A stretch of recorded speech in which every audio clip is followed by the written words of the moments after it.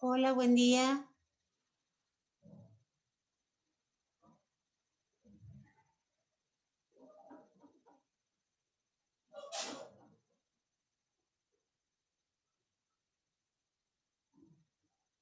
No estoy escuchando a nadie. Buen día, profe. Ahí está. Bueno, Buen día, profe. gracias. ¿Cómo andan?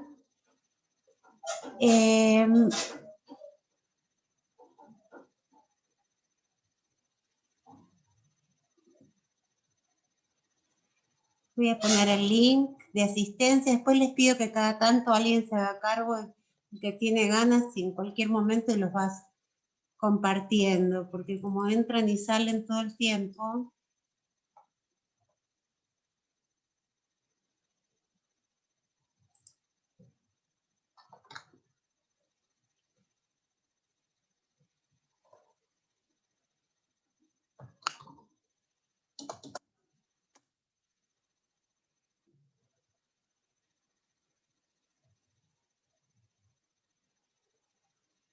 Bueno, vayan pensando qué cosas hoy trabajaríamos otra vez sobre la unidad 10, ¿no? Y la bibliografía. Así que sobre qué cosas necesitan que trabajemos más.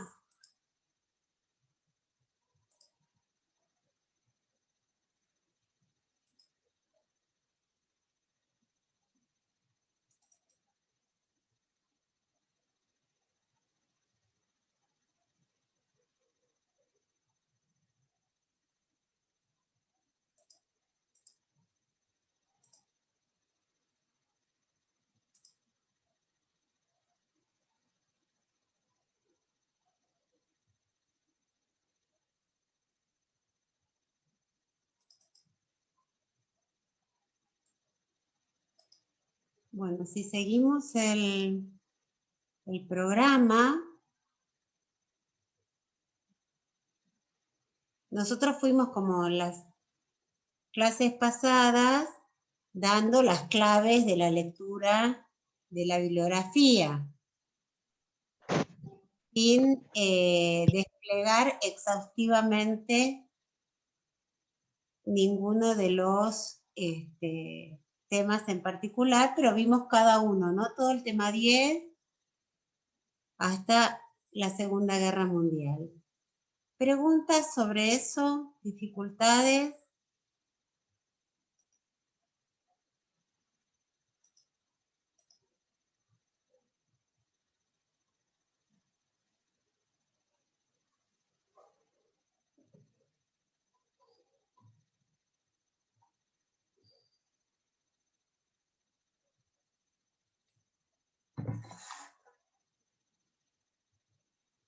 Todo el mundo tiene todo claro. Bueno, yo voy a hacer una pregunta entonces.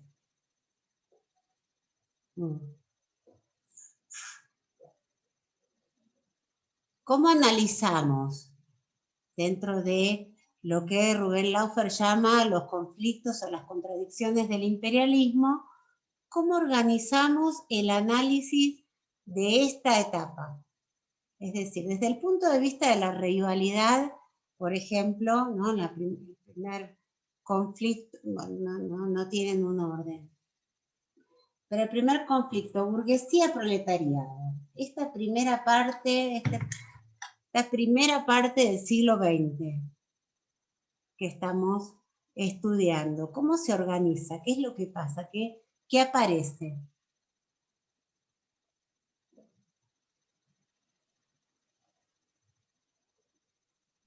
La Revolución Rusa. La Revolución Rusa aparecería entonces dentro de esta contradicción, ¿por qué?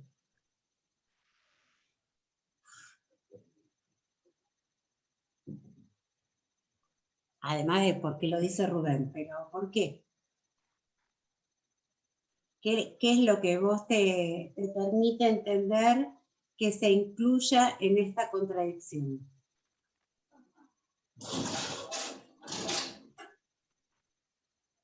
¿Se enfrentan quiénes?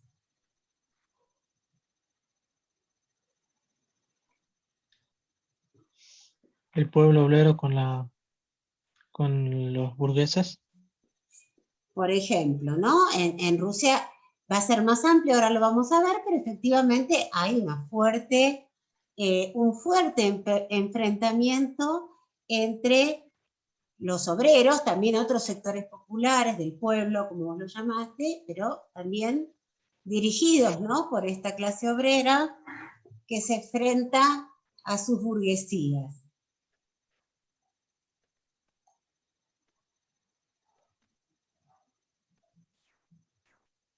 ¿Y qué tiene de particular la Revolución Rusa en este campo? ¿Por qué la Que estudian? se enfrentan, los pueblos obreros se enfrentan para tomar el gobierno de los burgueses, para tomar el gobierno sería, Sí, no solo el y formar gobierno, un nuevo, ¿no? Porque nosotros ya sí, estudiamos en la ficha número 2 que hay diferencia entre gobierno y Estado. sí. Entonces, destruyen el Estado imperial de los zares, no solo toman el gobierno, porque vos podrías, por alguna circunstancia, tomar el gobierno. ¿Vieron todas esas series que están de moda ahora, donde alguien fuera de cálculo queda como presidente de los Estados Unidos, o en el caso, o hay otra de Corea, ¿no? Estos presidentes sobrevivientes, ¿no? Pero esa persona no toma el control de todo el aparato del Estado, sino que efectivamente toma el gobierno y ahí intentan hacer cosas. En el caso de la clase obrera rusa, toma el control del Estado, ¿sí? Es decir, rompe completamente el Estado zarista, no queda nada de ese Estado. Rompe el ejército, rompe todo el sistema administrativo, rompe todo el sistema impositivo, rompe toda la manera en la cual se eligen, porque ya no va a ser por designio de Dios y por la sangre de los emperadores, sino que empieza a haber formas de democracia que incluso son novedosas en el sentido de que se eligen representantes por medio de asambleas, no por medio de votos, ¿no? Entonces, efectivamente, como decís vos bien, Franco, pero ajusta esta diferencia entre gobierno y Estado, rompen el viejo tipo de Estado y pasan a controlar un nuevo Estado. Muy bien. Desde el punto de vista, ya que arrancamos con la Revolución Rusa, desde el punto de vista de la contradicción interimperialista, ¿cómo se ve eso en la Revolución Rusa? La disputa entre los distintos imperialismos.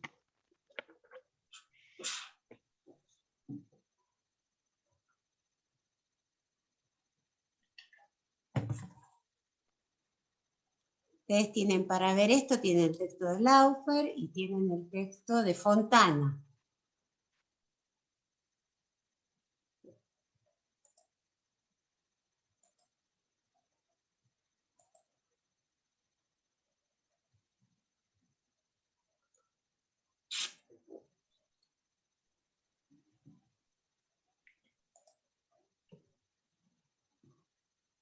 ¿Se acuerdan a lo que llamamos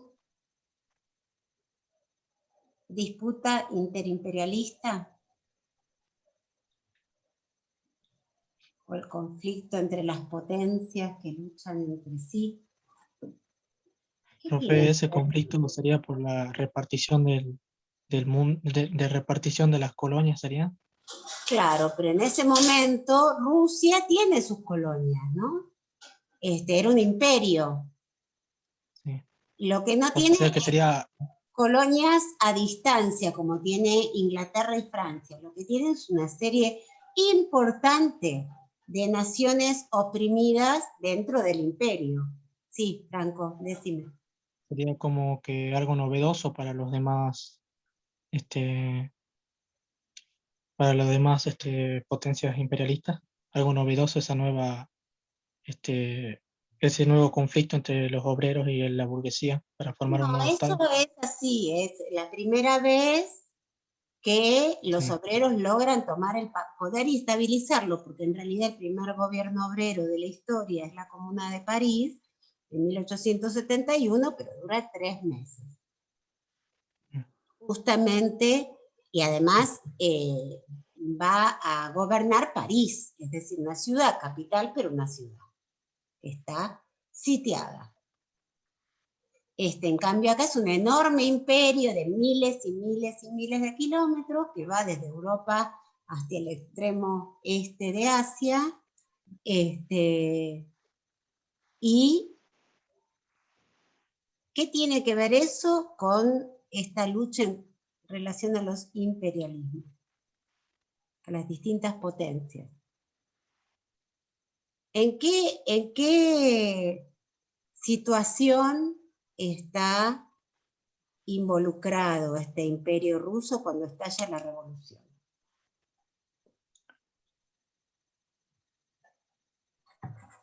¿En qué está este mundo europeo, asiático también? ¿En qué está?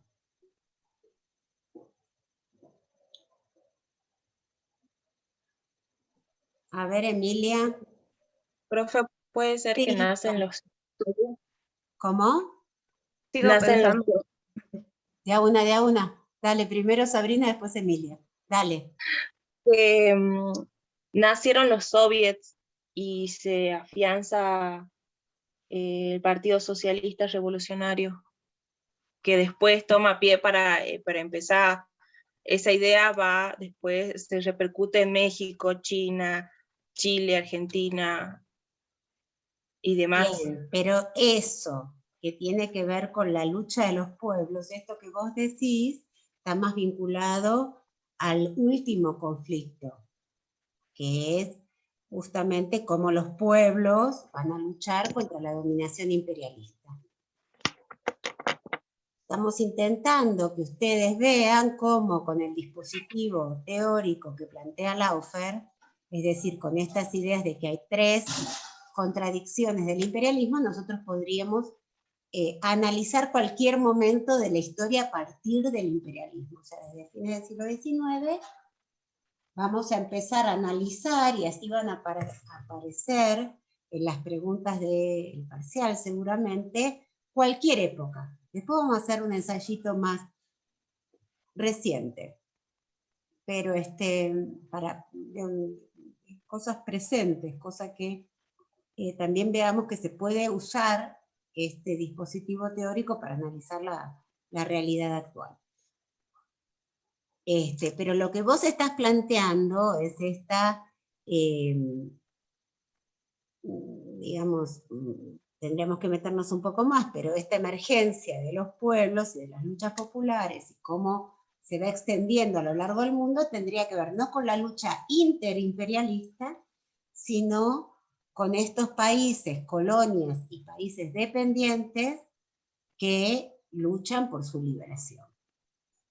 Que va a tener efectivamente, como bien planteás, una gran extensión a nivel mundial, ¿no? Este mundo que se ha ido mundializando, interconectando, como ya vimos, con el imperialismo, las luchas pasan a estar, esta palabra que parece que la inventaron a fines del siglo XX, ¿no? La globalización, pero en realidad acá se ve claramente, ¿no? De China hasta México, una serie de cuestionamientos al imperialismo y por supuesto Rusia. Bien, pero volvamos porque siempre nosotros dijimos la otra vez que estos 3 elementos que plantea Laufer tienen un balance variable, que hay algunos que son más de un conflicto y menos de otro. Entonces, efectivamente, en Rusia no se da una disputa, una fuerte disputa interimperialista con la revolución. ¿Por qué? ¿En qué está el mundo en ese momento, en el momento de la revolución rusa? ¿Qué grandes problemas se están abordando?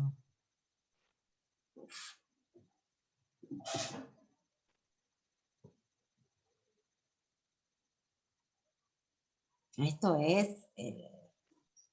Emilia, vos ibas a decir algo, ¿no?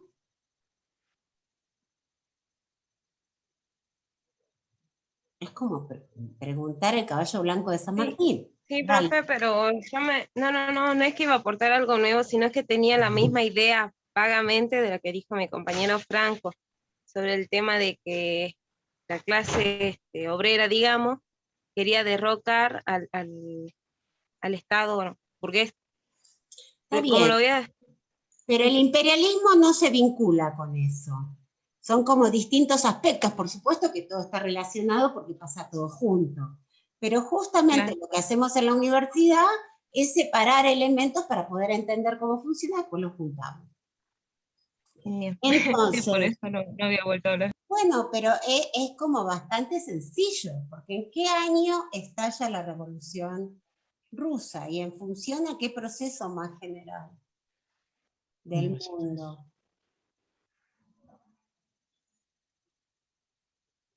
¿Qué está pasando en el mundo?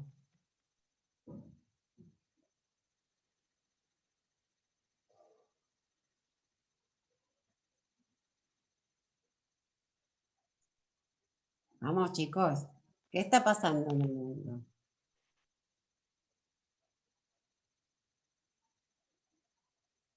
No hay manera que hayan leído sobre la Revolución Rusa sin saber lo que estaba pasando, porque es tan impactante lo que está pasando, tan desmesurado, que no hay manera, no es una cosa, bueno, así nomás. Es como si de acá a 100 años alguien quisiera escribir sobre la situación hoy en Cuba, que habrán visto en una situación muy complicada, y no hablara de la pandemia. No hay manera. ¿Mm? A ver, ¿qué es lo que está pasando en el medio de lo cual estalla la Revolución Rusa?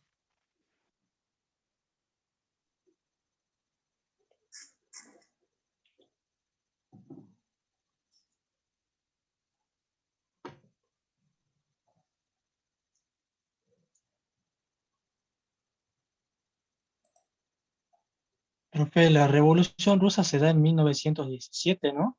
Sí. Está cerca de la Primera Guerra Mundial. ¿Cerca quiere decir en la esquina? No digo tan ¿Cerca cerca, qué quiere pero decir? no tan cerca, pero ya es como que No, pero es que el problema es que el concepto de cerca es un concepto geográfico. Y sí. está cerca en el sentido que es una guerra, cerca geográficamente está. Es una guerra que ocurre en Europa y en Asia, ¿no? Y rodea este imperio, esta guerra. Pero la primera guerra se extiende ¿entre qué años? Entre 1919. Tenemos un problemita ahí. Sería el comienzo. No.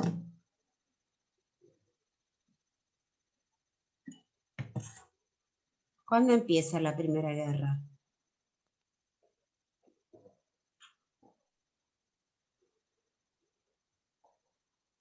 Darío, no sé de qué hablas. Protestas, crisis sanitaria y económica, entiendo que estás hablando de Cuba ahora, no de Rusia.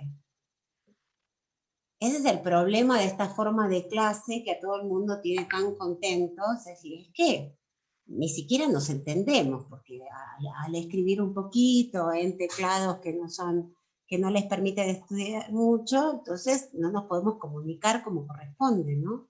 Ustedes como técnicos en comunicación, como licenciados en comunicación, van a tener la enorme tarea de develar cuál es esta manera, por ejemplo, de la comunicación. A mí me parece terrible. Bueno, acá dice Sergio desde 1914 hasta 1918-19. Es decir, que la Revolución Rusa está envuelta en qué problemática.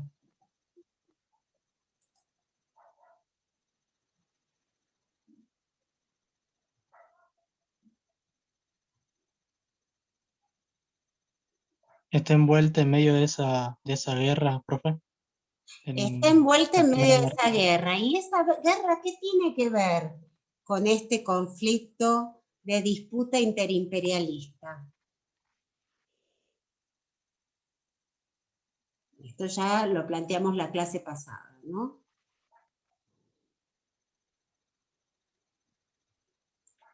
¿Qué es lo que impulsa a que se desate esta guerra, esta primera guerra?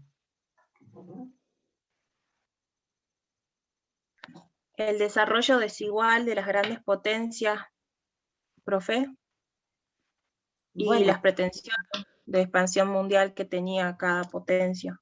Porque exactamente, no estamos es que en se una etapa. desarrollan desigualmente, sino que la entrada de jugadores de potencias más tardías hace estallar este sistema de reparto del mundo e impone un nuevo reparto. Es decir, que a pesar de que no podemos hablar de la Revolución Rusa como producto directo, es decir, no es una guerra en la que dos potencias luchan entre sí, ¿no? Pero sí es una guerra en la cual las distintas potencias van a estar interesadas también en repartirse esa parte del mundo. Tengamos en cuenta de que Rusia tiene, controla, digamos, áreas importantes del mundo. Si bien es un imperio de viejo tipo, no es un imperialismo, no exporta capitales, pero controla un territorio inmenso lleno de riquezas, que inclusive en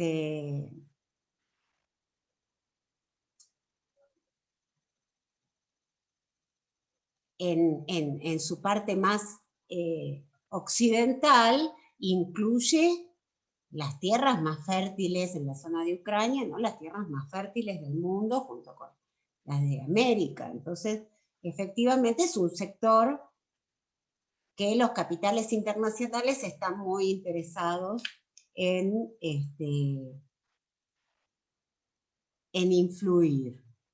Entonces, efectivamente, si bien, como ustedes pudieron identificar con más facilidad, el primer conflicto de burguesía-proletariado y este conflicto de los pueblos del mundo luchando por su libertad, no está desinsertada esta guerra de la disputa interimperialista, porque entre otras cosas, lo que permite la Revolución Rusa es la vuelta de estos soldados armados que desertan del frente y vuelven a Rusia y vuelven a pelear contra ese sistema que los obliga a ir a la guerra. Así que hasta qué punto está involucrado la disputa antiimperialista. A María José le voy a decir lo siguiente. Para el tipo de preguntas que nosotros hacemos, saber que fue el 28 de julio es absolutamente irrelevante. Entonces, a esta altura ya debería saberlo, que nosotros no nos interesa para ubicarnos en el tipo de conflictos en la cual está involucrado el Imperio Ruso. Saber que fue el 28 de julio de 1914 es irrelevante. Es ese tipo de respuesta que es peor, en realidad, que lo que muestra es que todavía no tenés tan claro de qué va esta materia. Bien, pero ya te irás acomodando. Efectivamente son de estas cosas que uno puede eventualmente googlear, otras cosas no, porque ya vieron que los que hicieron el parcial ya vieron que muchas de las respuestas incorrectas nosotros las bajamos, de las respuestas que había que contestar como falsas, las bajamos la mayor parte de páginas como la Wikipedia. Búsquenlas, los que tengan el parcial, esto, se los voy a, bueno, todo el mundo puede entrar en el aula virtual y bajarse el parcial de donde dice exámenes, y vean de dónde sacamos. Es fácil, así como yo sé de dónde sacan ustedes pueden ver de dónde saco yo las preguntas. Algunas no, porque algunas las inventé con la cabeza, pero en general las saco de algún lado, y van a ver que las respuestas que se contestaban falso, lo que les tengo que... me olvidé de hacerlo, se los voy a hacer ahora cuando cortemos, les voy a subir los parciales corregidos, para que puedan autoevaluarse. Y van a ver que una parte importante de las preguntas que se contestaban falso, están sacadas de la Wikipedia. Por ejemplo, quiero contarles una cosa. Anteayer, no sé si alguno lo vio, se estrenó en la televisión pública una película sobre Juana Zurduy. En la Wikipedia dice que Juana Zurduy murió en la Argentina, lo cual es una barbaridad. Nadie lo corrige. Pero lo que a mí me impresionó es que la locutora, una locutora, porque se estrenaba en simultáneo en Argentina y en Bolivia, la locutora de la TV pública, que era Federica País, dijo, murió en la Argentina. Tremendo. Cuando todos sabemos que uno no puede sacar, en general, ese tipo de informaciones, donde nace, donde muere, en general se puede, pero ni siquiera eso, ¿no? Una brutalidad. Dijeron una cantidad de barbaridades históricas, incluso la película, con esta característica. Juana Zurduy es de los pocos personajes tan recientes, porque esto pasa todo el tiempo con personajes muy remotos, que no se sabe ni dónde nacieron ni dónde murieron. Pero Juana Zurduy sí se sabe. Lo que pasa es que a mediados del siglo XX se inventó una Juana Zurduy. Primero la inventa una novela y después la inventa la iglesia, la fueron inventando. Entonces le pusieron, por eso el 12 de julio es el día supuestamente de la amistad de Argentina y Bolivia, lo cual ya es un problema, porque no existía ni Argentina ni Bolivia cuando nace Juana Zurduy. Pero bueno, le ponen el día del nacimiento de Juana Zurduy como día de la amistad argentino-boliviana. Y el problema es que no nació ese día. No nació el 12 de julio. Ni nació, como dicen en todos lados, incluyendo en esta película, que supuestamente acabada de hacer, desde más o menos el 2014, sabemos que nació en otra ciudad, que no es Chuquisaca, que no fue a la escuela de monjas, que no... Bueno, tremendo. Entonces uno dice, debe ser mentira que se quiera recordar a este personaje porque se miente sobre ella, ¿no? Entonces la responsabilidad con la verdad, y esto saben porque hay una gran discusión también sobre la prensa, el compromiso por la verdad es de todos los científicos. Ustedes no van a ser, la mayor parte de ustedes no están estudiando para periodistas, están estudiando para científicos. Alguno trabajará de periodista. Pero en este trabajo de científico lo que uno tiene que retener es una de estas cosas, el compromiso con la verdad. No solo de los historiadores, también de los comunicadores, de los que estudiamos o estudian, como ustedes van a estudiar, la comunicación. Entonces, vuelvo en relación a lo que decía María José, que Julio seguramente encontró el 28 de junio, que lo más interesante hubiera sido que pueda aportar en relación a la disputa interimperialista y no el día justo en que se declara la guerra, porque la guerra había empezado antes. Lo que pasa es que las guerras modernas se declaran, las guerras antiguas no se declaraban, pero las guerras modernas se declaran, pero hay muchas guerras que nunca se declaran, muchas guerras que nunca se terminan. Que no se firma ni un armisticio, ni ni la paz, no se negocia la paz y sigue. O sea, están suspendidas, no tienen episodios bélicos, pero la paz nunca se firmó. Bien. Otras que sí se firma la paz, pero la paz no se hace, no ocurre, no que esté firmada, se viola todo el tiempo. Bien, entonces estábamos con estos elementos. De todas maneras me parece bien que estén leyendo sobre la Revolución Rusa, van a encontrar que es uno de los principales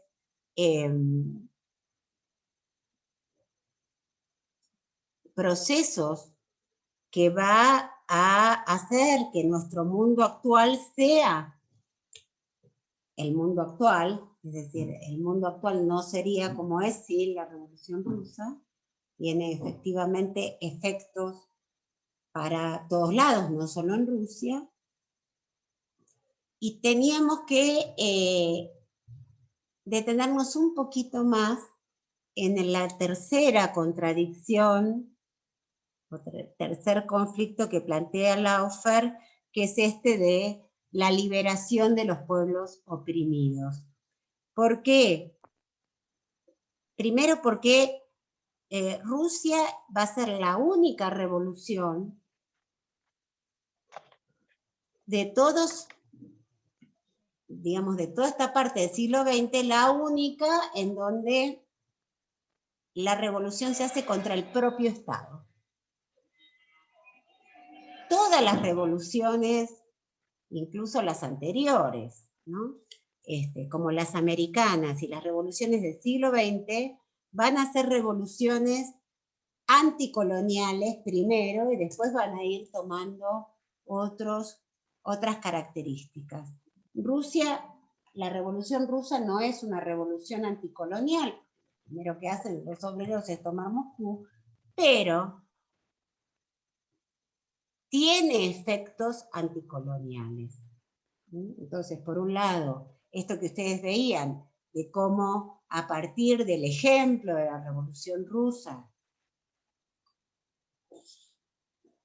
y también de la acción política, porque los dirigentes de esa revolución van a actuar fuertemente en organizaciones internacionales, así como las potencias imperialistas van a organizar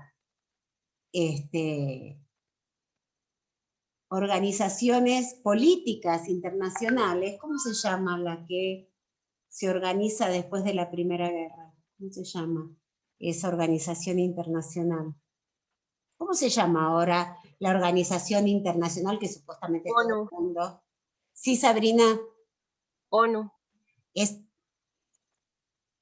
Esa es la organización ahora. que se... ¿Cuándo se crea? Ahora. Naciones Unidas. Se crea en... ¿Después de qué conflicto? Es como consecuencia de la guerra. De la Segunda Guerra. ¿Y después de la Primera?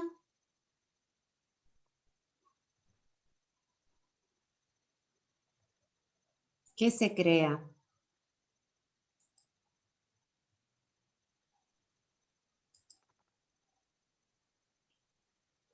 ¿Cómo, profe? Después de la Primera Guerra. El Tratado de Versalles. No, bueno, pero ese es el documento por el cual se termina, ¿no? Las naciones pactan, las naciones imperialistas, ¿no? Pactan el fin de la guerra. Pero ¿qué organización internacional se crea? La ONU. No, la ONU ya dijimos que es después de la ONU, que además dicen ONU, yo me da miedito que no sepan cómo se llama, ¿no? Porque además ONU es una sigla, por supuesto, en inglés. ¿Cómo se llama en español la ONU? Liga o Sociedad de las Naciones Antecedentes. Ay, no, espera. Sí, Liga. ¿Cómo me gusta la Sociedad de las Naciones? Vos tratá de que yo no me dé cuenta, ¿no? Organización Mundial de la... No. Bueno, esto es De lo que Naciones no Unidas. saben, ¿no? Organización Nacional de las Naciones Unidas. Ay, no. ¿Cómo podría ser organización nacional si es internacional? Sí. Profe, Organización de las Profe, Naciones Unidas, la ONU. organizaciones de las Naciones Unidas. Naciones Unidas. Organización de las Naciones Unidas, los que no se anoticiaron, anotíciense.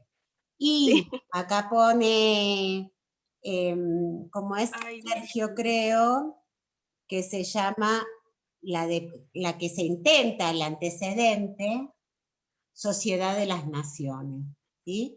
Que es un antecedente. Digo esto para tener en cuenta dos cosas. Primero, en las Naciones Unidas ahora hay como 240 países, más o menos. ¿Todos los países son iguales en esta organización de las Naciones Unidas? Digo, para pensar la situación actual. en ese No. momento, Sí, en ¿profe? este momento, hoy. Todas las naciones son iguales, todos tienen los mismos derechos en esta organización internacional. No, profe. Sergio dice que no. ¿Por qué? ¿Cómo es?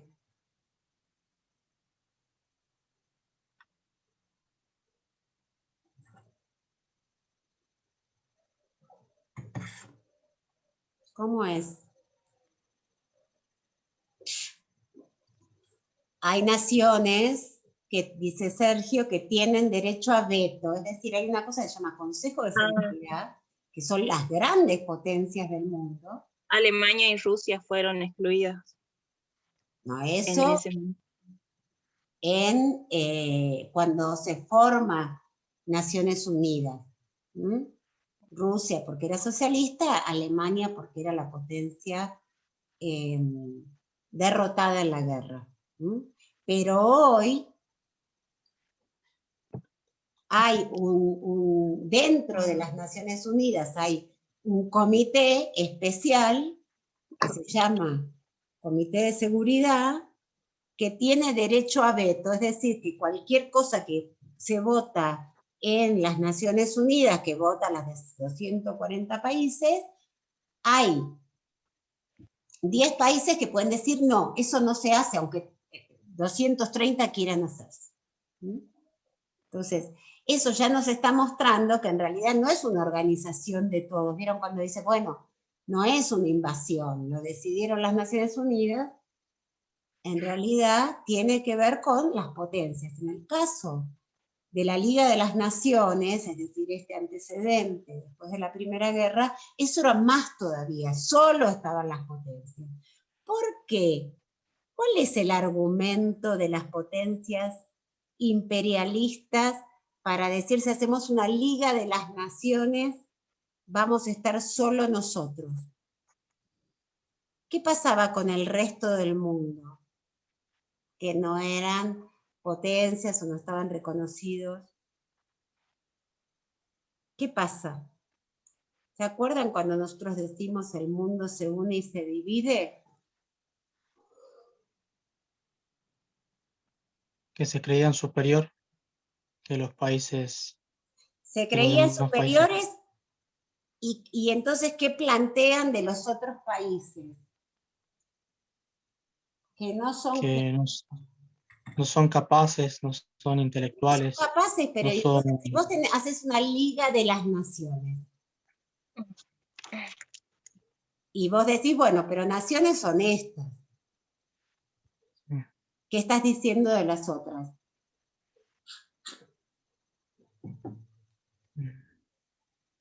No, chicos, le estoy Sería diciendo de qué color es el caballo blanco de San Martín, otra vez. Si te estoy Que diciendo... no lo son, que no son naciones. ¿Cómo?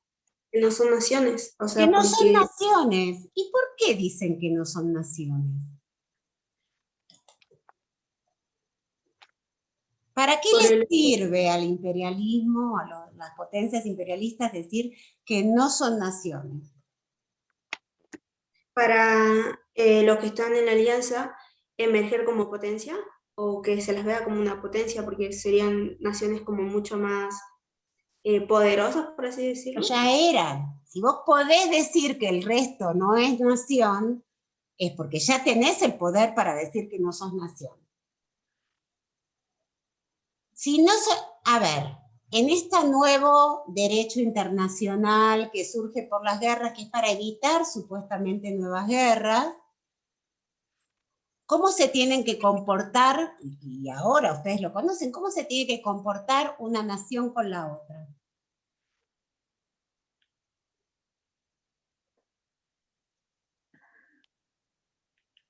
¿Puede una nación invadir a otra? Para las Naciones Unidas, no puede. Tiene que respetar lo que se llama autodeterminación. Es decir, que cada nación, cada país tiene el derecho a la autodeterminación. Respetar la soberanía. ¿Sí? Entonces, después de la Primera Guerra, con estas naciones que intentan repartirse el mundo, y efectivamente hacen la guerra para eso y vuelven a repartirse el mundo, en el Tratado de Versalles, entre lo que hacen es repartirse el mundo, en particular le sacan a Italia, le sacan a Alemania, partes de sus expansiones, le sacan a Rusia,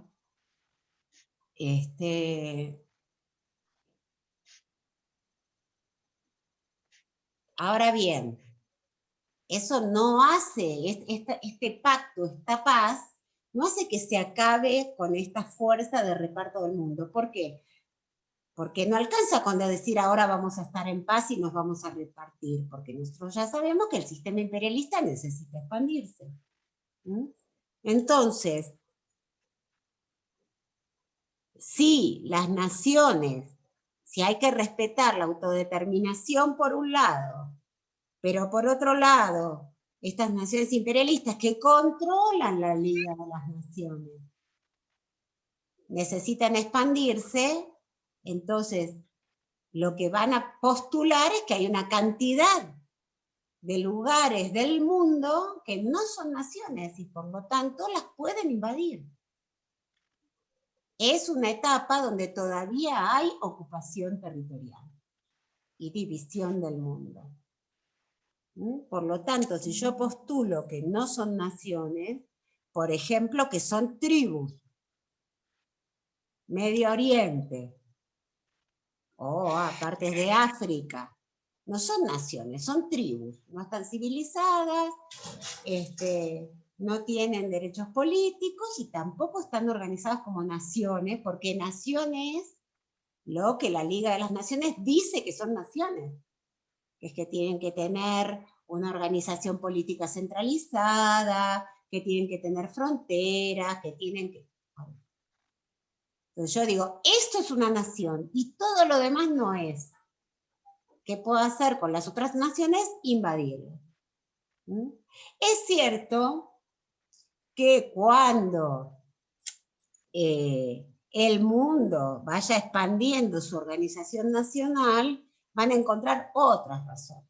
Por ejemplo, en América, que sí está organizada como naciones, ¿sí? Se hacen sus dependencias, se organizan como naciones, entonces van a encontrar otras razones eventualmente para invadir. Y esto es importante porque nosotros venimos llamándolo argumentos.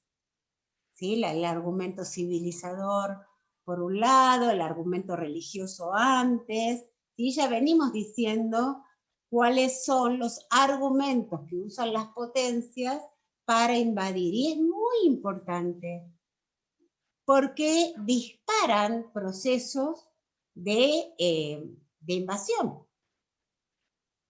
En aquella época, ahora el argumento sería la democracia. Efectivamente, uno de los argumentos, ya lo vamos a ver en las últimas clases, ahora en agosto, cómo los argumentos actuales son la democracia. Por ejemplo, ¿dónde? ¿Dónde están a punto de invadir las potencias? Por ejemplo, en Bolivia. ¿Dónde más? esto, Cuba, ¿sí? Venezuela, independientemente de la posición que tengamos en relación a la situación interna de esos países. Pero efectivamente hay un elemento en la Carta de las Naciones Unidas, no dice, cada país tiene autodeterminación salvo que hagan tal cosa. No, tienen derecho a la autodeterminación. Lo que no tienen derecho, supuestamente, es de invadir otros territorios, pero la autodeterminación es autodeterminación. ¿Mm? Entonces, uno sería la democracia. ¿Qué otro argumento hay para invadir? La situación económica de dicho país. No, porque la situación económica, en todo caso, lo que te impulsa es que si le vas a prestar dinero, no le vas a prestar dinero, pero no es causal, no tendrías ningún ejemplo franco de invasión por una crisis económica. Pero ¿por qué otra razón?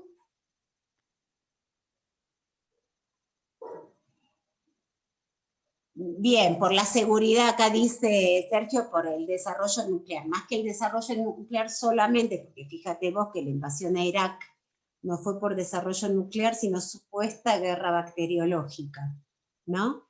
Que tenía armas químicas, armas.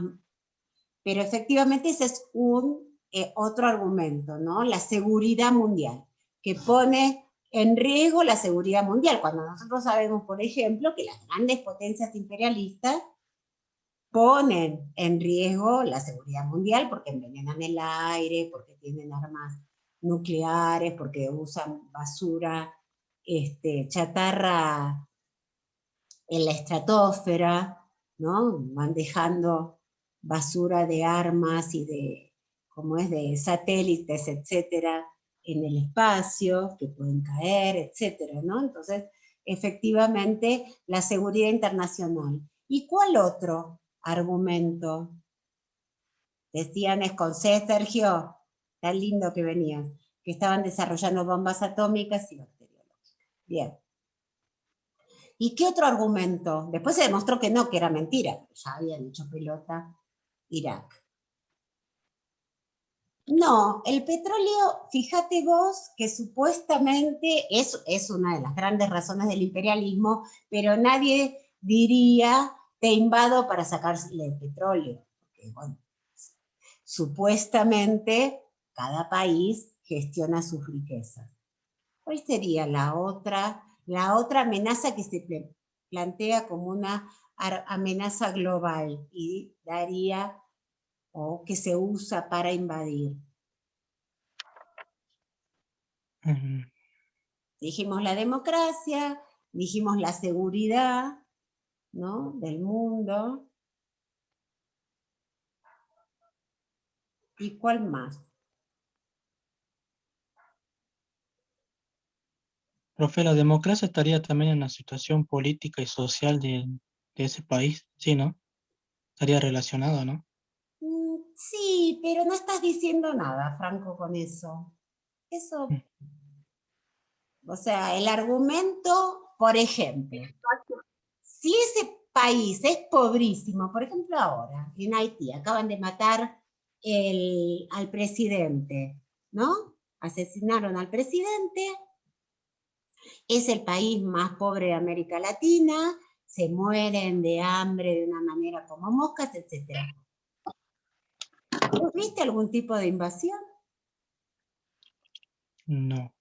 Y la situación económica y social es desesperante, pero además, desde hace, qué sé yo, más de 100 años. A veces ocupan, mediante Naciones Unidas, ¿no? Ahí hubo una acusación muy fuerte porque fueron los cascos blancos, que es supuestamente el ejército de Naciones Unidas, fueron a ayudar a Haití después de un terremoto muy desgraciado que tuvieron, y bueno, se comprobó violaciones en masa, ¿no? Por los soldados de Naciones Unidas, entre otras cosas porque sigue esto que nosotros estamos siguiendo con nuestra materia, que es el racismo, es una cosa que está vigente. Por lo tanto, otra vez, estos señores de las Naciones Unidas en general no violarían a sus mujeres, sus madres y sus hermanas, pero a las negras puede ser, porque no se les reconoce el mismo grado de humanidad. Bien, y el tercer argumento muy vigente ahora es el narcotráfico. Invado o bombardeo, ocupo, porque son productores de drogas. Otra vez, a nadie le parece bien países productores de droga, pero uno dice, bueno, otra vez, los Estados Unidos que desplegaron una acción militar importante sobre América en la década del 90, y de invadir territorios como Colombia o Bolivia, porque eran productores, ¿no?, de coca, pero no resuelven los problemas de que es su población la que consume, ¿no? Entonces, usan como un argumento sin permitir que esos propios países puedan resolver con soberanía sus propios problemas y ellos se ocupen de los propios, ¿no? Bien, ya lo vamos a ver esto, pero esto es para volver a llamarles la atención sobre este elemento de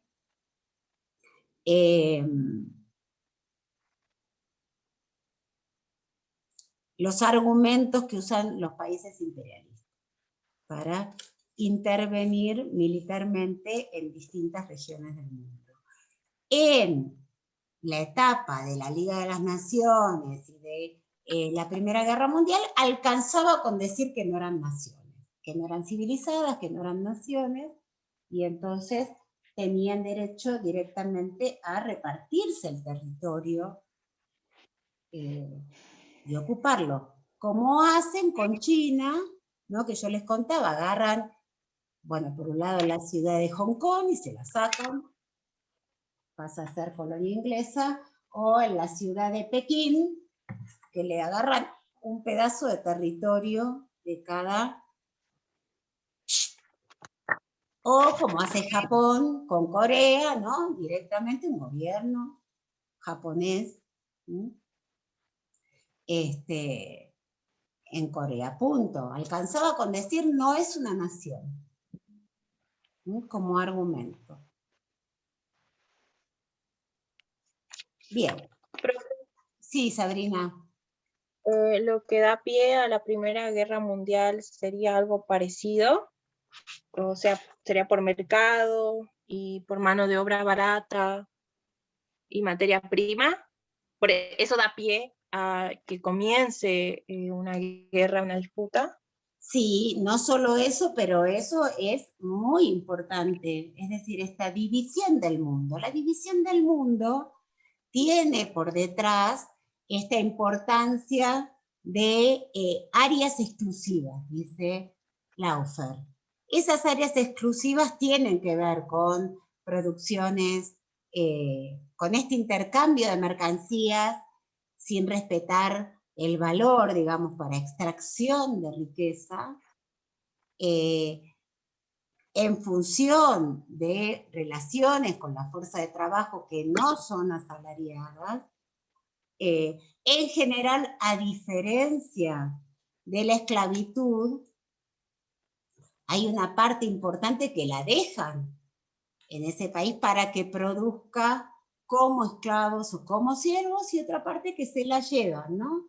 Hay una gran movilización, esto lo tienen en un práctico que tienen para leer Wolf, que se llama Los Nuevos Trabajadores, que seguro ya lo hicieron, y que muestra cómo entre fines del siglo XIX y principios del siglo XX hay una enorme movilización de trabajadores por el mundo en distintas relaciones. Muchas de ellas son relaciones que no son libres, que no son asalariadas, que no son obreros, sino que son como esclavos o como siervos Y hay una enorme movilización, hindúes en el sur de África, hindúes, chinos, en Estados Unidos, chinos, en Perú, por ejemplo, y trabajadores europeos de los lugares pobres de Europa que van también a trasladarse y a vivir en situaciones muy penosas, irlandeses en Estados Unidos,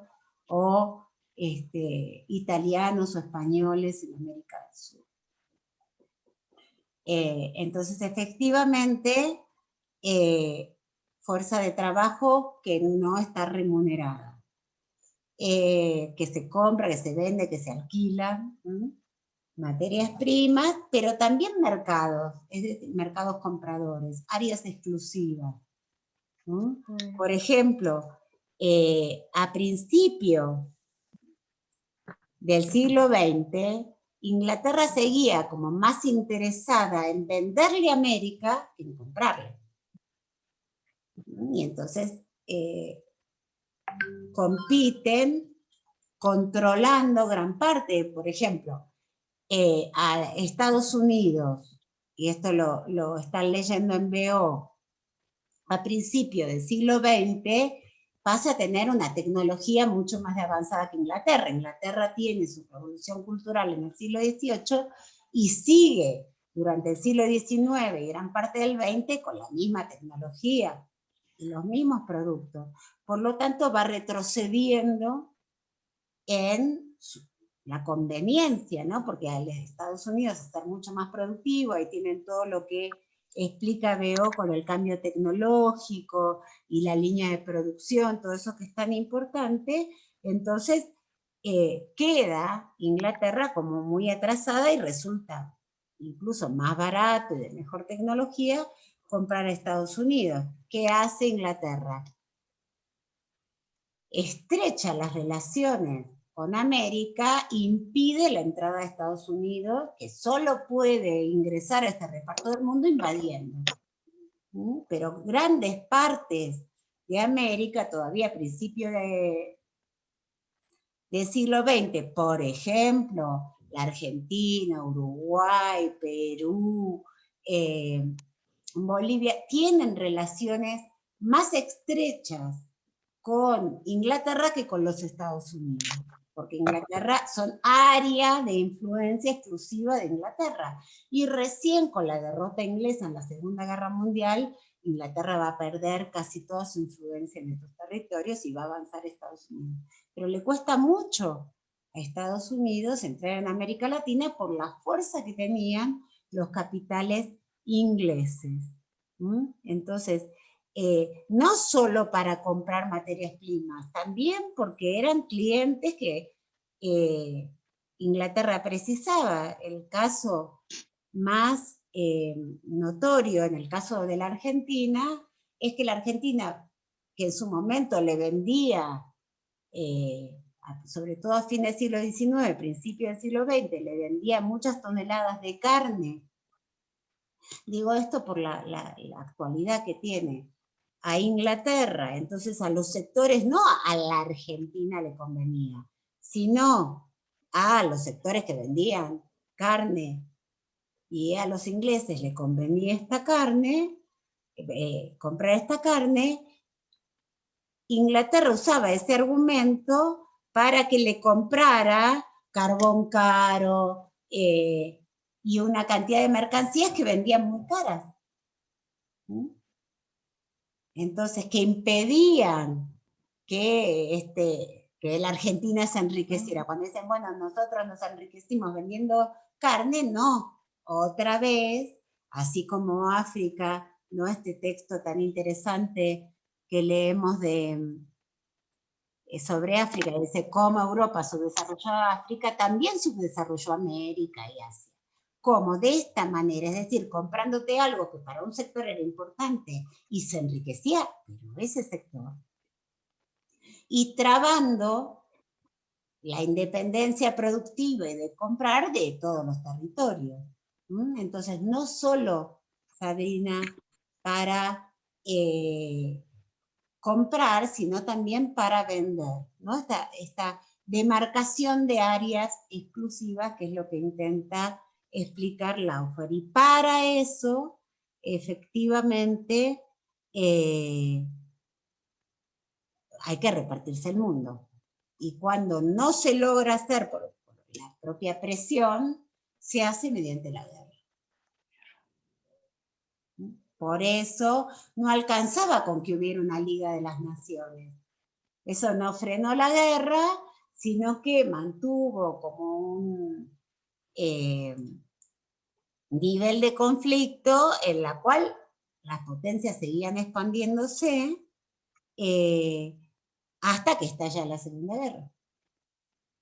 Y no se pudo, la Liga de las Naciones no pudo hacer nada, porque las buenas intenciones no tienen tanto que ver con la política, porque la política tiene razón, esto que decía Franco, la situación económico-social, lo que pasa es que después hay que saber cuál es. Pero o sea, decir la situación económico-social no dice nada, es como decir respiramos oxígeno, o algo que se le parece ya a esta altura, pero bueno, un poquito de oxígeno, no dice nada de quiénes somos como personas, pero efectivamente sin oxígeno no vivimos. Lo mismo, las situaciones económico-sociales son las que van a determinar. Lo que pasa es que hay que entender cuáles son esas situaciones, en particular estas tres contradicciones que menciona Laufer: la contradicción burguesía-proletariado, la contradicción interimperialista, la contradicción de los pueblos que intentan liberarse en relación a las potencias imperialistas. Bien, ensayemos, ya que tenemos un ratito, hacer este análisis con la crisis del 30. A ver, ¿cómo inciden estas tres contradicciones en la crisis del 30?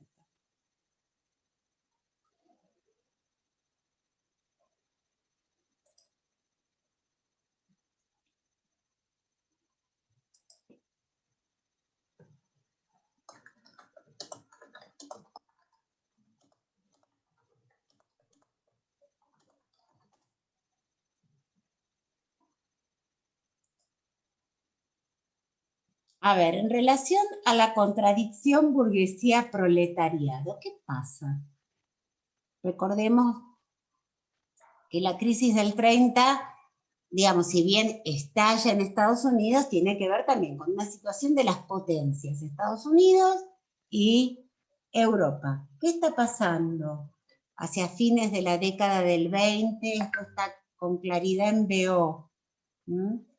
En el texto de BO, ¿qué está pasando en ese sistema capitalista, imperialista, mundial?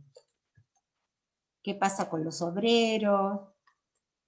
Entra en una fuerte crisis económica y el capitalismo al unir fuerza a los obreros para tratar de ser una depender ya de ellos sin que sigan teniendo el yugo del capital. Esto en Rusia, ¿no? Pero ¿y en las demás potencias qué hacen? Está bien lo que estás diciendo. Podría ser que después de la guerra hubo una recuperación económica muy lenta, y entonces esto también causó problemas sociales, y la democracia era un tanto inestable, y el comunismo, el capitalismo empezó a tener una crisis y se estaba convirtiendo en un comunismo. Mira, Lilia, es interesante porque tu razonamiento es un razonamiento que solo parece un razonamiento histórico porque vos lo relacionás, pero no tiene nada que ver una cosa con otra. O sea, que la recuperación de posguerra sea lenta no tiene nada que ver con que se convierta en comunista. Porque además, salvo Rusia, qué es lo que se convierte en comunista. En realidad lo que hay, como dijo tu compañera, es una serie importante de conflictos obreros, ¿sí? Pero ojo con esto, que esto se llama correlaciones ficticias, es decir, haces una afirmación, haces otra y las unís, pero no tienen que, es como si yo te dijera, ¿por qué pueden invadir las naciones imperialistas pueden invadir otro territorio? Vos decís, bueno, porque las naciones imperialistas, porque estas otras naciones no son naciones. Y el por qué parece que explica, pero no explica. Porque no tenga las características de ciertos países, no tenés por qué invadirlo. Ojo con eso, con las explicaciones que juntan cosas que vos creés, pero que no son, ¿no? Que no es lo que dice la bibliografía. En Estados Unidos, ¿qué dice Veo que pasa? A ver. ¿Por qué no empiecen con la crisis? Porque la crisis no explica la crisis. Si yo voy a explicar la crisis, tengo que ver qué está pasando desde antes hasta que estalla. No hay crisis porque hay crisis, porque vino una crisis. ¿Cuáles son las explicaciones de esta crisis?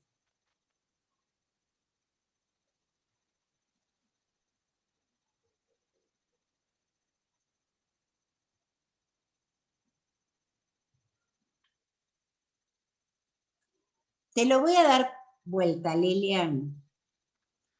¿Qué tipo de conflicto está operando para esta evidencia que vos tenés, que es que las potencias no se recuperan tan rápidamente de la guerra? ¿Qué pasa ahí? ¿Cuál es el conflicto que está operando? La caída de la bolsa era... Otra vez. No podemos explicar la crisis porque hay crisis. No explica eso. Yo te estoy diciendo, cuando vos decís las economías, porque además la caída de la bolsa es en octubre del 29, y Veo cuando dice que empieza esta crisis. 1930. No dice eso, Veo.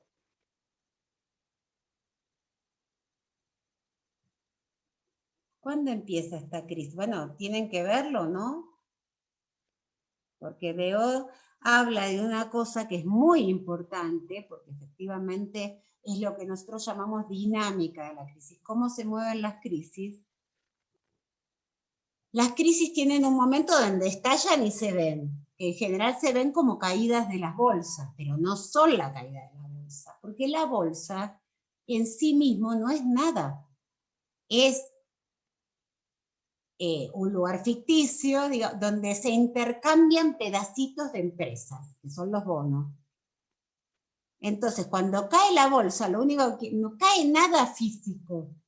No es que bueno, yo agarro y tiro y se cayó.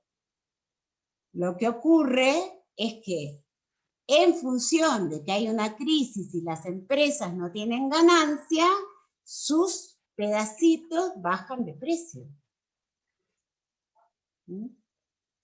Entonces, la caída de las bolsas jamás, nunca explica una crisis.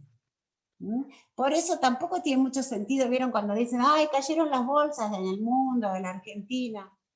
Y eso lo único que explica es lo que ya sabemos, que hay un problema económico. Pero no nos ayuda a entender el problema económico. Hay todo un periodo en donde esta crisis no se ve, salvo en algunos sectores que empiezan a tener problemas, a fundirse, a no poder colocar sus excedentes, etc. ¿Sí? Que es el momento que nosotros llamamos de ascenso de la crisis, donde no se ve. En el caso de la crisis del 30, Veo habla de la crisis agrícola en el 20 en Estados Unidos, y cómo hay una cantidad de población que no va a poder consumir, porque está siendo desocupada o está vendiendo menos. ¿Y quiénes sí van a impulsar este crecimiento? ¿Qué pasa en los Estados Unidos con la industria?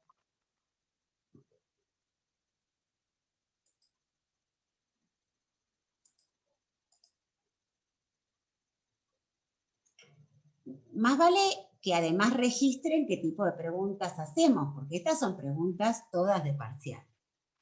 ¿No? ¿Por qué se desata la crisis? ¿Qué pasa antes de que se vea la crisis? ¿Qué está pasando en Estados Unidos? ¿Quiénes están consumiendo? ¿Qué pasa con los obreros en Estados Unidos?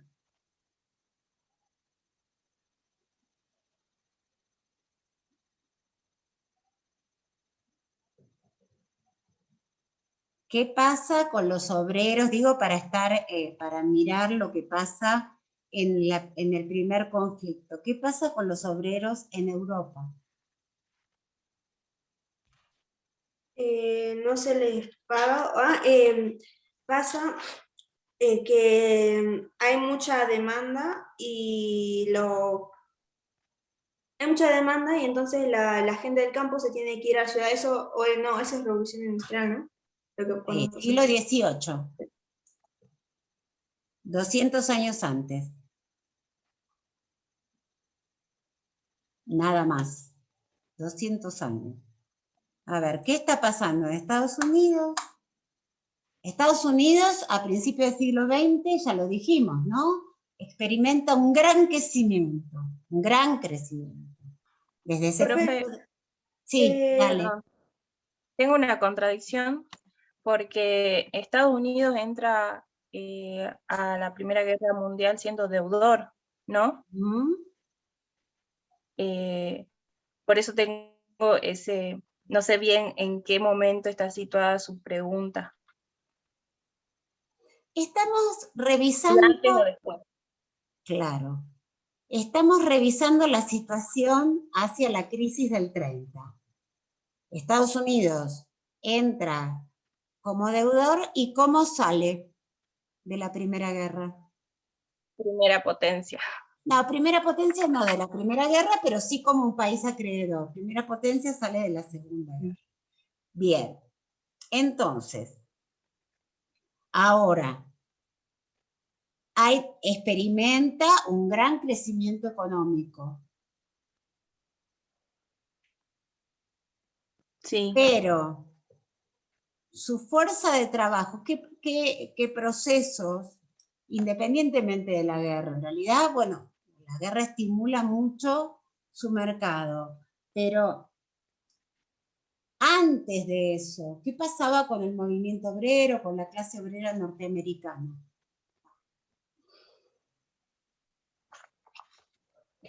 Hay una parte con Ford que le pasa ¿qué cosa? ¿En qué los convierten?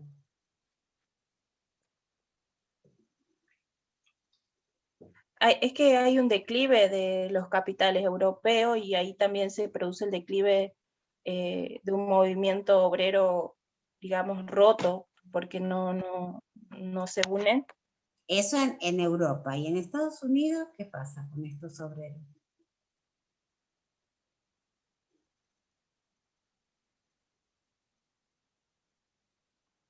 ¿Qué cambio tecnológico hay a inicios del siglo XX? ¿Qué cambia en la industria?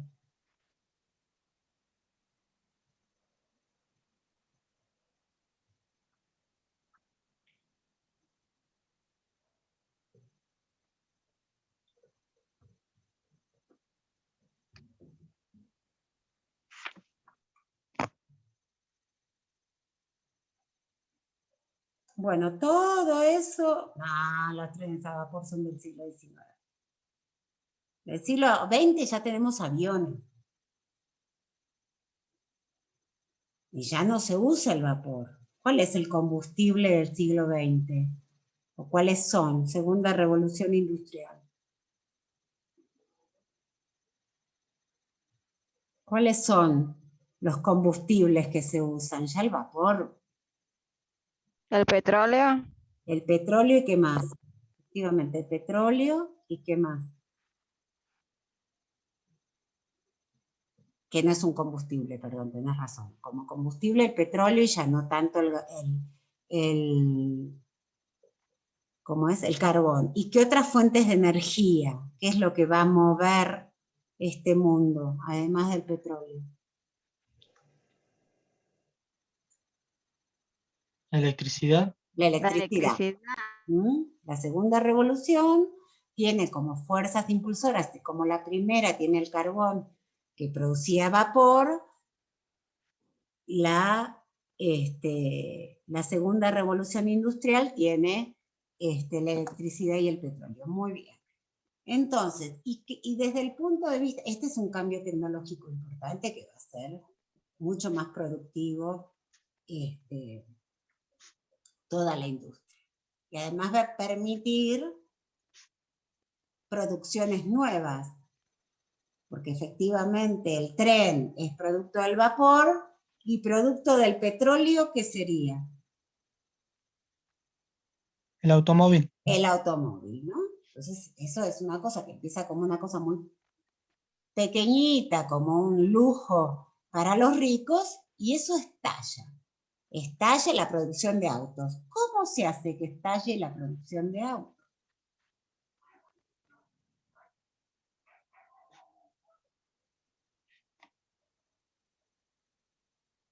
Que se produzcan, que se pasen de producir artesanalmente, digamos, 10 autos a que se pasen a producir millones de autos.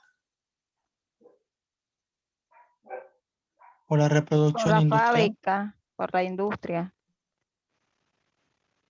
¿Y qué cambios hay en esa industria?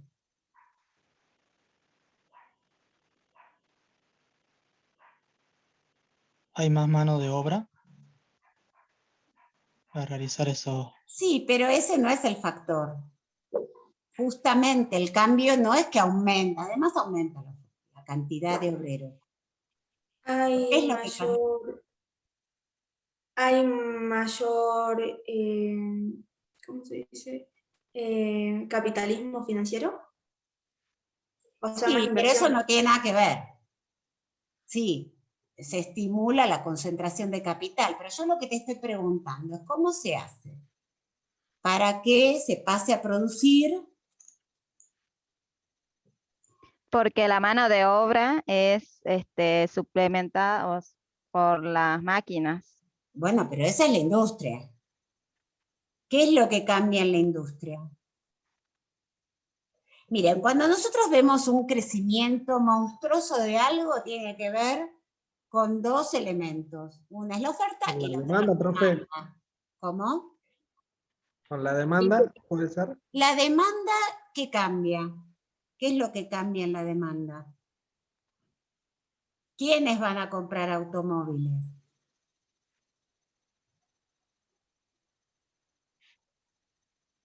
Tienen que leer BO, ¿no? Ya dijimos, de un poquititos que compraban una cosa de lujo. Se pasa a producir millones. Si se pasa a producir millones, lo pueden leer en BO, pero además lo pueden deducir. ¿Dónde hay millones? ¿Qué sectores son millones? Porque los ricos nunca son millones. El sector no sería obrero. ¿Por qué no los obreros? Porque no te gustan. Los obreros no compran, ¿no? Sería la sociedad. Los obreros, los La proletariados. sociedad, como dice un amigo mío, no es una persona, no hace nada. No hace nada la sociedad. La sociedad es un conjunto de sectores sociales, etc. ¿Sí? que nuclea personas, la sociedad no hace nada. Lo que pasa es que no leyeron, veo, entonces le hubiera llamado la atención de que justamente se aumentan los salarios de un sector de obreros minoritario, pero a la vez muy numeroso, y esto les permite, junto con los sectores campesinos, comprar. ¿No? Se hace un tipo de automóvil que es muy barato y que puede ser adquirido por los trabajadores. Es el Forá y el Forté, después el Forá.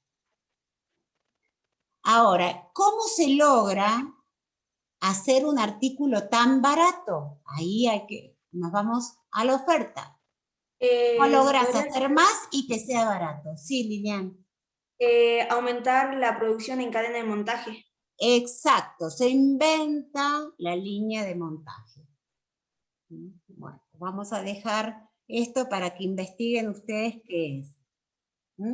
Bien, ahora, estos trabajadores que tienen más ingresos, no sé, Pedro, a qué viene proletariado. El proletariado es una clase social, no sé. Cuando quieran intervenir, escriban un poquito más, porque si no, no entiendo qué quieren decir. Entiendo que lo que querés decir es que consume el proletariado, pero no todo el proletariado. Porque justamente esto que decimos, en general, lo que hacen es aumentarle los salarios a sus trabajadores, o a un sector de los trabajadores. A cambio, los vuelven mucho más productivos. Si ustedes recuerdan que el salario tiene que ver con con trabajo no remunerado, no con que le agregan tiempo, por favor, ¿no? Por encima de su horario de trabajo, sino que el tiempo normal, el que se use, ¿no? En el siglo XVIII eran 12, 18 horas, y en el siglo XX van a ser 8 horas, o 10, depende de la industria, pero eso implica que genera una riqueza que no le es remunerada. En el horario normal. Entonces, si yo aumento lo que le pago, pero aumento más la productividad, por ejemplo, con la línea de producción, los invito para entender lo que es la línea de producción a que vean la película extraordinaria de Carlitos Chaplin que se llama Tiempos Modernos, donde muestra claramente lo que es una industria, lo muestra con humor y con exageración, pero es tal cual. Es decir, que el trabajador no puede ni rascarse la cabeza, porque la línea de producción tiene un ritmo que si lo perdés, no se puede seguir. Entonces, lo cual además él lo muestra con humor por suerte, pero el aumento de la productividad, como decía Lilian, y la velocidad de la línea de producción, uno de los elementos que genera es accidentes y la muerte, ¿no? Pero los empresarios tienen calculado, además como los obreros están asegurados, etcétera, que muchas veces les resulta más conveniente lesionar o incluso matar a sus obreros que poner más lento la línea de producción. ¿Por qué? Porque los obreros al demandar por más salario, y como los empresarios nunca quieren achicar sus ganancias, entonces aumenta la velocidad, lo que se llama productividad, que es la cantidad de producto por hora de trabajo. Y entonces agrandan enormemente la cantidad de trabajo no pagado, a pesar de que suben el salario, lo cual además les reporta un mercado. Convierten a los trabajadores en consumidores.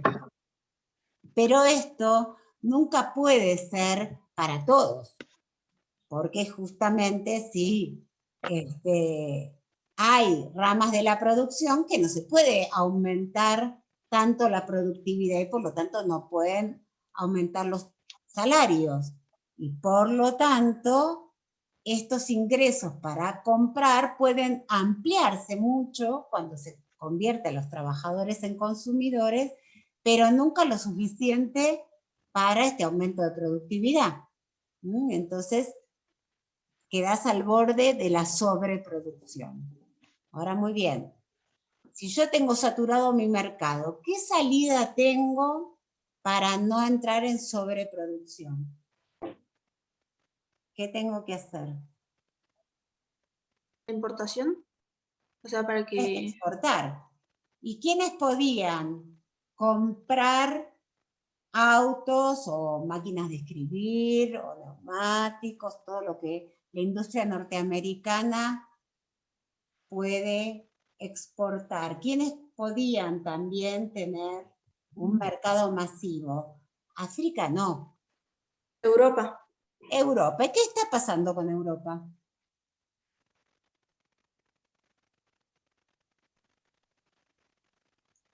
¿Qué pasa con Europa en esta década del 20, hacia el 30? ¿Qué pasa?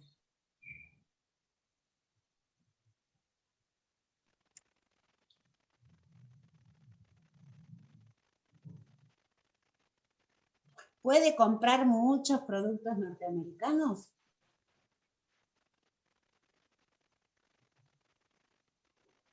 No, profe, ¿Por qué? ¿Qué le pasa?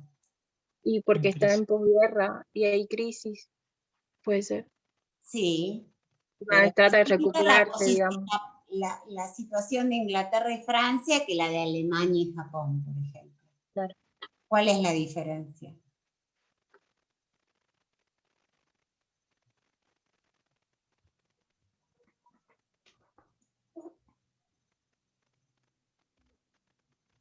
¿Qué pasa con Inglaterra y Francia? ¿Y qué pasa? Que, No es lo mismo la posguerra de Inglaterra y Francia que la posguerra de Alemania y Japón. Porque Inglaterra y que Francia pierden su hegemonía en la Primera Guerra Mundial. ¿Y Alemania y Japón? Japón se convierte en una potencia y Alemania también pierde su hegemonía. Por la Primera Guerra. Claro. O sea, Japón emerge como potencia. Sí, pero eso va a ser después, chicos. ¿Qué pasa en la Primera Guerra con Alemania y Japón? ¿Ganan o pierden la guerra? pierden. Pierden la guerra. ¿Y qué? A pesar de que... Francia y Alemania forman la triple alianza con Estados Unidos y Ujú. son beneficiados por la triple alianza, mientras que Alemania y Japón son, no sería, ¿Y qué eh, quiere decir que pierden la guerra? ¿Qué les pasa por perder la guerra? pierden sus colonias. Una Las parte colonias que pierde las tienen. colonias, pero todavía tampoco tenían tantas. O sea, Alemania, por su parte, tenía que asumir la culpa de las guerras y reducir, y también tenía que pagarles a los que ganaron. Y aparte Alemania se rinde en 1918. ujú. Pero esto que vos decís es fundamental para entender la crisis del 30. Porque si Alemania era de las potencias emergentes más poderosas, lo mismo que Japón, y tiene que pagar por el Tratado de Versalles indemnización de guerra, no puede comprar automóviles norteamericanos, digamos, ni tampoco invertir los capitales para producirlos ellos. Y podría ser entonces, por eso es que Estados Unidos reduce la importación de Europa y esto hace que se vea afectada Estados Unidos. Efectivamente. Bueno, entonces ahí tienen todo el escenario armado, vamos a volver. Desde el punto de vista del conflicto burguesía-proletariado, entonces por un lado hay en Estados Unidos el enriquecimiento de un sector, pero con un aumento de la productividad importante, es decir, que ese conflicto se mantiene, pero como los obreros ganan más, pueden tener auto y después comprar otros electrodomésticos, que es el gran auge, ¿no?, de todas estas cosas que ahora consumimos tan naturalmente, pero ustedes piensen que a principios del siglo XX no había heladera, no había lavarropa, no había licuadora, no había radio. Y en la década del 20 hay un montón de estos electrodomésticos que además son para el consumo de la gente común, no es que solo para la gente rica. Porque todo el mundo necesita heladera, todo el mundo necesita licuadora, todo el mundo, si no es solo autos, sino que se convierten en consumidores, ¿sí? Por supuesto, además, era más posible que incluso los obreros que ganaban menos puedan comprar una heladera en un auto, ¿no? También nos pasa a nosotros. Más posible que podamos tener una heladera que un auto, ¿sí? Los autos son para un sector numeroso pero más pequeño. Entonces, desde el punto de vista de burguesía y proletariado, hay un aumento de los consumidores. Una parte, además del consumo, tiene que ver con el capital financiero, en el sentido que empieza todos estos sistemas de compras a plazos, ¿no? Hasta donde el trabajador se obliga, a veces durante años, ¿no? Esto conocemos bien por el tema de las tarjetas, hoy es a través de tarjetas, en aquella época era a través de créditos personales, ¿no? Pero que endeudaban al trabajador, y generaban como una especie de rueda, en donde con ese dinero, aunque el trabajador no pagaba íntegramente lo que compraba, con esa masa de riqueza que generaba, se financiaba la industria. Lo que pasa es que cuando los trabajadores se quedan sin dinero, o se funden empresas, o se funde la población agraria, que es también lo que pasa en la década del 20, ya no siguen comprando a plazos. Y por lo tanto cae enormemente el consumo, o, como ocurre ahora, aumenta enormemente lo que se llama la morosidad, el no pago de estos, y bueno, lo que le podrían hacer es sacarle el auto o la heladera, pero eso no se convierte ya en dinero, lo puedes sacar, es un castigo, no puedes convertirlo en riqueza. Eso desde el punto de vista de la contradicción burguesía-proletariado. Por el otro lado, efectivamente, después de la Revolución Rusa, nos vamos a acordar que hay una extensión en todo el mundo de las luchas obreras, también en Europa. Por lo tanto, hay una presión de los obreros también que baja la productividad, porque hacen huelgas, movilizaciones, etc. Y por el otro lado, intentan que haya aumentos de salario. Esto desde la primera contradicción. Desde el conflicto entre las potencias interimperialistas. ¿Qué tiene que ver eso con la crisis del 30?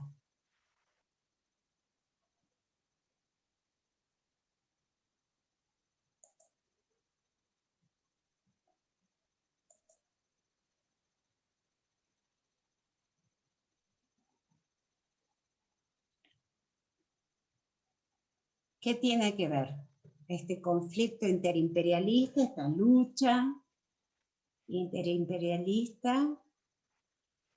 Lo dijimos antes, ¿no? Lo que yo quiero es que lo identifiquen. Con la crisis. ¿Por qué la lucha interimperialista acelera y profundiza la crisis?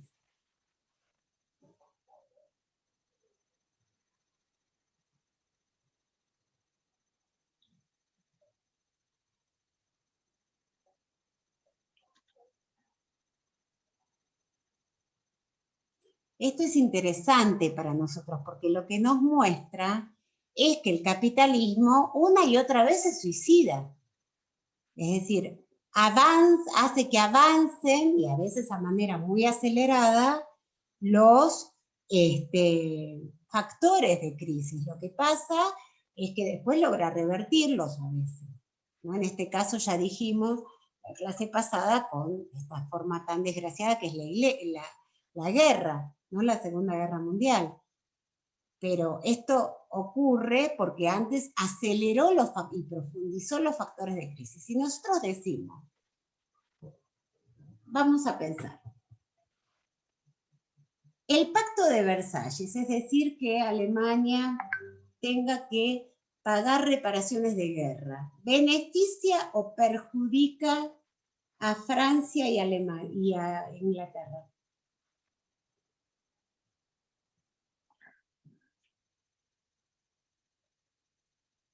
Ustedes piensen que Alemania era una de las potencias imperialistas más importantes, por lo tanto ustedes saben que en general cuando una potencia desarrolla, ¿no? Esto está en Laufer, cuando desarrolla su tecnología, su producción y se convierte en una potencia imperialista, en general su población, la de la propia potencia, suele tener más poder de compra, ¿no? Suele mejorar sus salarios, etcétera, porque descargan los costos en el mundo que tienen conquistado. Entonces, cuanto más, digamos, avanza como potencia, más poder de compra tiene. Entonces, las reparaciones de guerra benefician o perjudican a Europa Occidental, Francia, Inglaterra y Estados Unidos. No le pagan a Estados Unidos. Los beneficios, profe. Porque le paga. No sería por el pago, sino que a través del Tratado de Versalles también como que la dividen a Alemania, por Alemania occidental sería. No, te estás confundiendo, eso no está en el Tratado de Versalles, la división de Alemania es de la Segunda Guerra. ¿Cuál sería la pregunta, profe? Si las reparaciones, estas enormes reparaciones de guerra que tiene que pagar Alemania, es decir, la economía alemana tiene que producir una cantidad de riqueza muy grande para pagar reparaciones de guerra a Inglaterra y a Francia. ¿Beneficia o perjudica el sistema capitalista en su conjunto?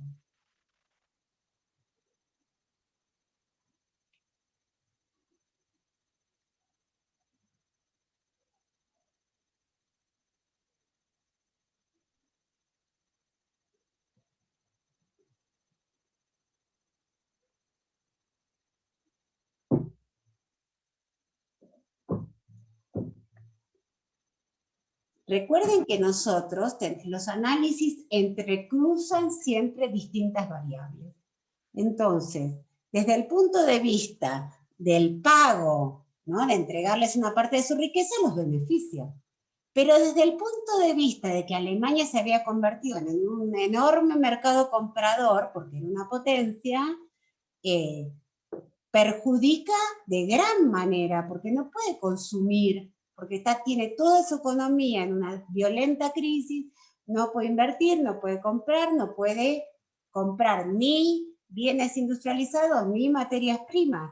Por lo tanto, en el caso de Estados Unidos, tampoco la reparación de guerra les permite ni a Inglaterra ni a Francia superar su crisis para comprar más a Estados Unidos.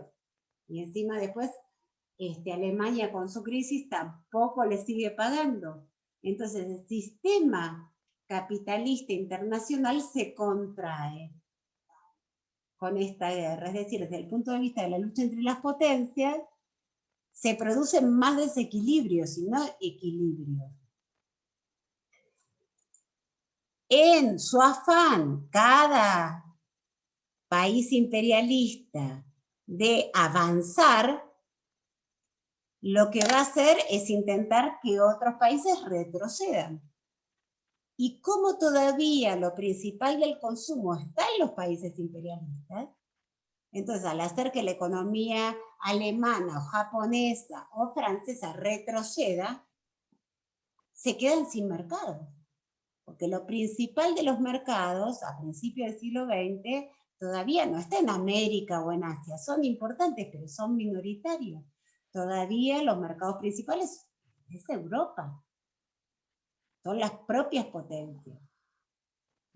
Entonces, efectivamente, esta pelea de cada imperialismo para fortalecerse a sí mismo debilita el sistema en sí mismo.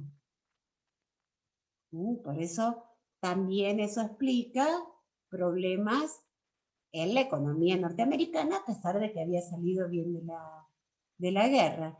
Y desde el punto de vista de los pueblos y naciones que luchan contra esas potencias. ¿Qué pasa? ¿Qué es lo que tiene incidencia en relación a la crisis del 30?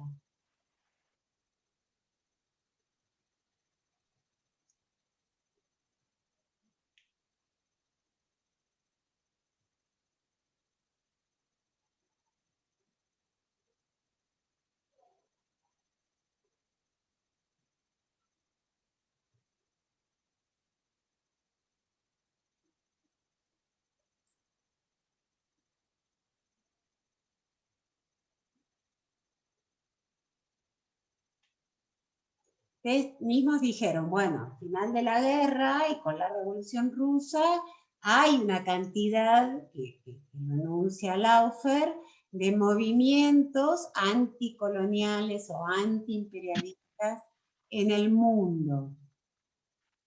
En la medida en que existen esos conflictos, ¿el imperialismo puede sacar más riqueza o menos riqueza? Menos riqueza, Menos riqueza. porque Depende del eso, otro, eso, ¿no? Pero, por ejemplo, sí. dice Laufer, estalla la Revolución Mexicana, en realidad antes de la Primera Guerra, pero dura 10 años hasta después de terminar la Segunda Guerra. ¿Puede sacar más petróleo o menos petróleo de México? Menos. Menos. Lo mismo pasa en relación al petróleo que se llevaban, por ejemplo, a la Argentina. Puede sacar menos petróleo. O menos, o la Argentina negociar, por ejemplo, con la guerra, mejores precios para sus carnes. Entonces eso también favorece la crisis. Bien, este ejercicio que hicimos con la Primera Guerra y con la crisis lo van a hacer ustedes para el foro en relación a la Segunda Guerra. Es decir, marcar para analizar la Segunda Guerra Mundial cómo intervienen los tres conflictos. Porque ese es el tipo de ejercicio que hacemos desde que estudiamos el imperialismo en adelante.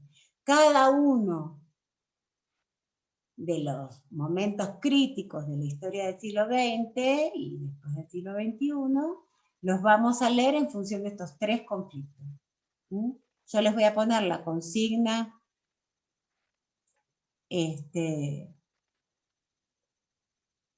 el foro y van a tener no una semana, porque el martes vamos a estar en receso, sino hasta el domingo a las 23:59, para que después se vayan tranquilos al receso, y yo también.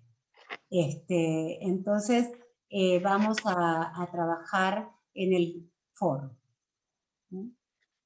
Una parte, empiecen a leerlo porque vamos a hacer una práctica el jueves, de corrección de las cosas que vayan poniendo, y lo van a terminar de poner, lo van a corregir para ponerlo precioso para el domingo. Tienen la bibliografía de base es Laufer, y después tienen toda los análisis de las situaciones. El interés que tiene para nosotros, además, que toda la bibliografía que están leyendo para este punto, tiene como puntos comunes con Laufer. Por lo tanto, pueden hacerlo el trabajo, pero implica un trabajo. No, para la bibliografía es toda la bibliografía desde el tema 9 y 10 entero. No es solo Laufer. sino que es todo lo que estudiamos hasta ahora de imperialismo, ¿m? Y de los procesos recientes. Por lo tanto, vas a tener, para entender cómo hacerlo, tenés que entender Segunda Guerra.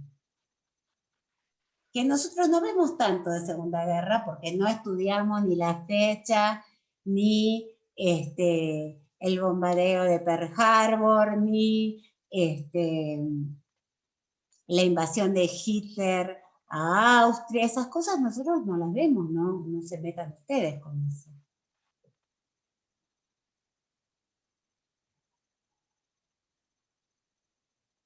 Bien. ¿Consultas? Profe, entonces para el foro tenemos que tener leído Hobsbawm, el tema 10, imperialismo, definición, y el tema 10 también, que incluye Beoul, Laufer y Montana, o Beoul y Laufer. Fontana, Beoul y Laufer, sí. El tema 9, bueno, también, claro. Sí. Bien, porque tienen un proceso largo, digamos. Por un lado, en el tema 9 está imperialismo, y sus conflictos, y los ejemplos.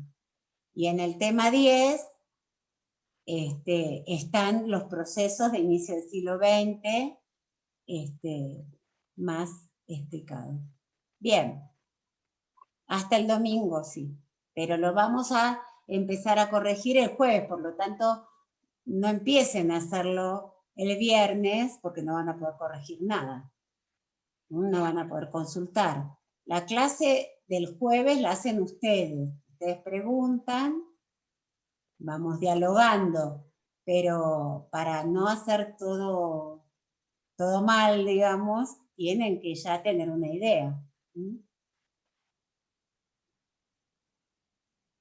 Entonces la pregunta sería cómo intervienen los 3 conflictos en la Segunda Guerra Mundial. En el análisis de la Segunda Guerra Mundial, porque los 3 conflictos es una matriz de análisis. ¿Sí? Porque pasa todo junto, no hay 3 conflictos, es un mundo en conflicto. ¿Sí? Pero el dispositivo de análisis te dice, bueno, ahora mira qué hacen los obreros, ahora mira qué hacen las potencias entre sí, ahora mira lo que hacen los pueblos contra las potencias. En la realidad todo eso ocurre junto. ¿Mm? Pero separado es un modelo de análisis. ¿Mm? Un esquema de análisis. ¿Estamos? En la realidad pasa todo junto. También incluso lo que pasa individualmente, ¿no? Lo que hacen los presidentes, también. Pero eso es menos explicable. ¿Por qué Hitler era el primer ministro alemán y no otro? Bueno, eso no es... No, hay partes que tienen explicación y partes que son azarosas. Pero lo que sí podemos explicar es cómo esos conflictos van moviendo la situación. Y van generando como una especie de bomba que estalla. Una bomba socioeconómica. Bueno, muy bien. ¿Alguna consulta? Va a estar en la unidad 3, exactamente. Ahora se los pongo. Bueno, dejamos acá, ¿les parece? Yo después les subo la clase porque es importante que la tengan, también la clase pasada, para ver cómo usamos este dispositivo de análisis. Y para que lo usen además después cuando estudien todos los temas, porque de acá en adelante, hasta terminar, este va a ser el esquema de análisis que vamos a usar. Claro.